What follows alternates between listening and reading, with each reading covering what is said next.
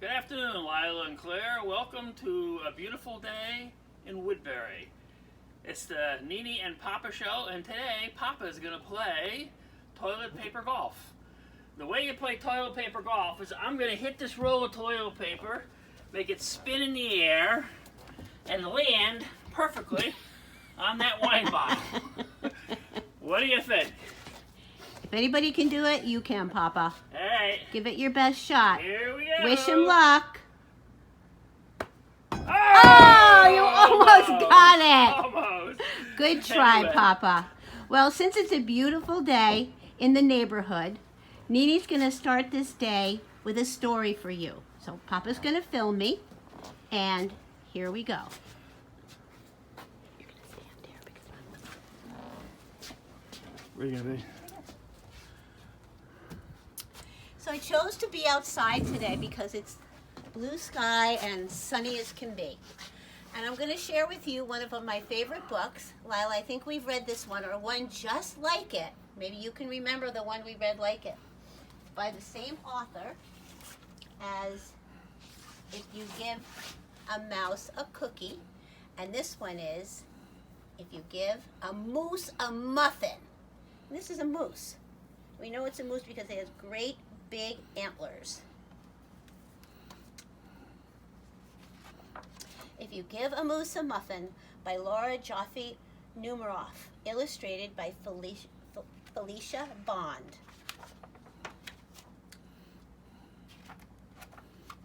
And here we are, a moose who lives in the woods. All the beautiful trees behind him. And it starts off with our little main character saying, if you give a moose a muffin. And Nene has a basket of muffins, just like the kind that you might like. He'll want some jam to go with it. This happens to be strawberry, but there's a different one in this book, so let's listen.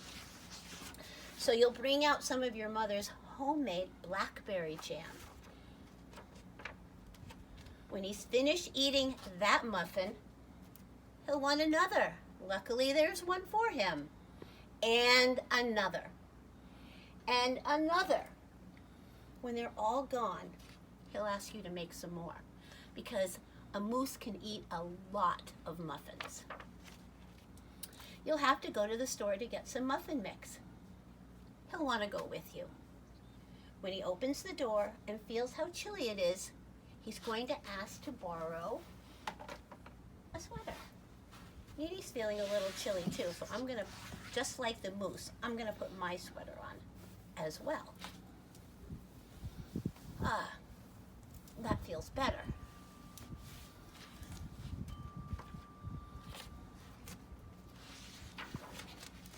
When he puts the sweater on, he'll notice one of the buttons is loose. He'll ask for a needle and a thread.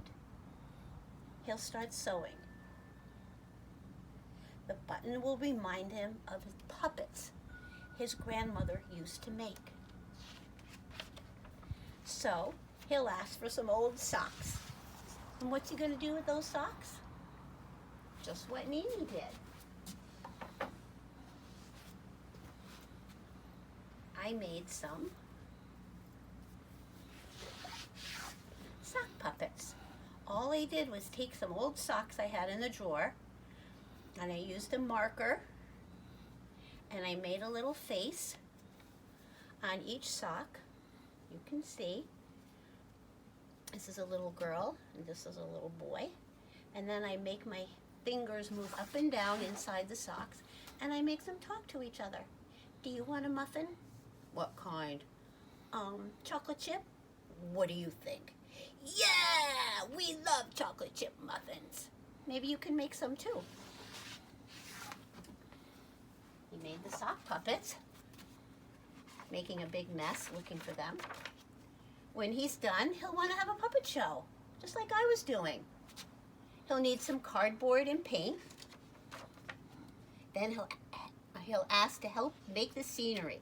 That's the part in the back where you paint things or create things to look like the place the story is taking place. When the scenery is finished, he'll go behind the couch but his antlers will stick out. So he'll ask something to cover him up. You'll bring him a sheet from your bed, just like this. Okay. Try to cover up his antlers, just like that. When he sees the sheet, he'll remember he wants to be a ghost for Halloween. He'll try it on and shout, "Boo!" But guess what happens? He scared himself so much, he knocked over all the paint. So he'll use the sheet to clean up the mess. Of course, he'll need to ask for some soap, because soap is a good way to clean up paint. Clean up all that paint. You'll probably want to go hang the sheet out to dry. That would be a good idea, Mr. Moose. Spread it out so it'll get nice and dry in the sunshine. He'll go outside to put it on the clothesline. When he's out in the yard, he's going to see something. What do you think this is? It's a blackberry bush. I know you know what it reminds him of. Seeing that blackberry bush will remind him of the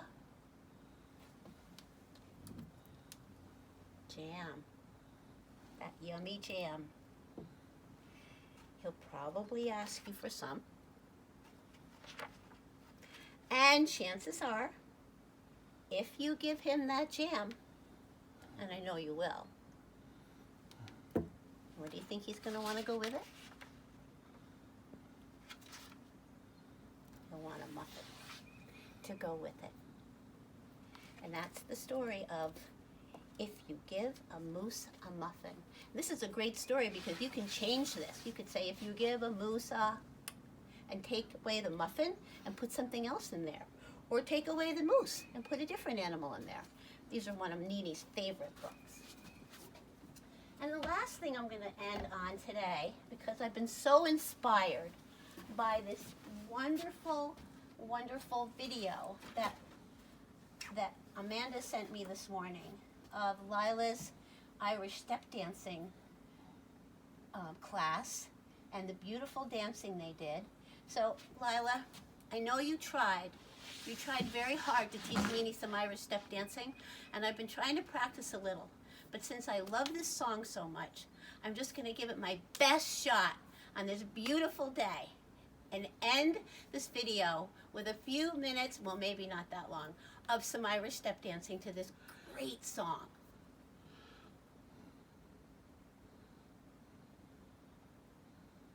So give me a second so I can start it up.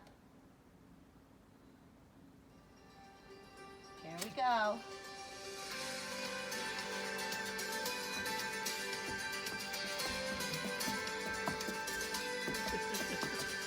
Lost your way, lost your cool, and you straight up lost your mind. Tried so hard to stay ahead, but you keep falling behind. Life is gone, pull you down, make it hard to see. But a little change in your point of view could be just what you need. So here we go.